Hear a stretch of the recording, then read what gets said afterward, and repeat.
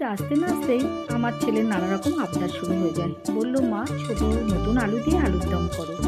ওর বাবা নিয়ে আসলো। আমি এরকম আলু সিদ্ধ করে রেখে আদা পেঁয়াজ রসুন টমেটো আর তার সাথে মটরশুঁটি ভালো করে কষিয়ে নিলাম। তারপরে দিয়ে দিলাম সেদ্ধ করা আলু, ভালো করে নাড়াচাড়া করে একটু জল গরম করে তার মধ্যে দিয়ে দিলাম। গরম জল করে যে কোনো খাবারে দিলে খাবারের টেস্টটা পুরো আলাদাই হয়। তো যাই হোক, আমার এটা সেদ্ধ হয়ে গিয়েছে। এবার আমি দিয়ে দিলাম গরম মশলা আর টেস্ট আরও ভালো করার জন্য দিয়ে দিলাম ধনেপাতা। তো ছেলে বলছে, আলুর দম তো করলে, এর সাথে কি খাবো, আমাকে লুচি বানিয়ে দাও। তো আলুর দমটা ঢাকা দিয়ে হতে দিলাম। তারপরে ময়দা মেখে লুচি ভাজা শুরু করে দিলাম। একটা একটা করে ফুলকো ফুলকো লুচি ভেজে নিলাম।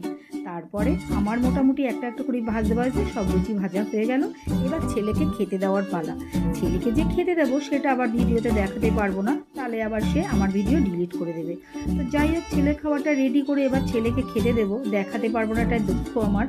তো যাই হোক, আমার এই ছোটো ছোটো ভিডিও যদি ভালো লাগে আমার চ্যানেলটাকে সাবস্ক্রাইব করে একটা লাইক করে প্লিজ আমার পাশে থাকবেন। সবাই ভালো থাকবেন, সুস্থ থাকবেন, টাটা।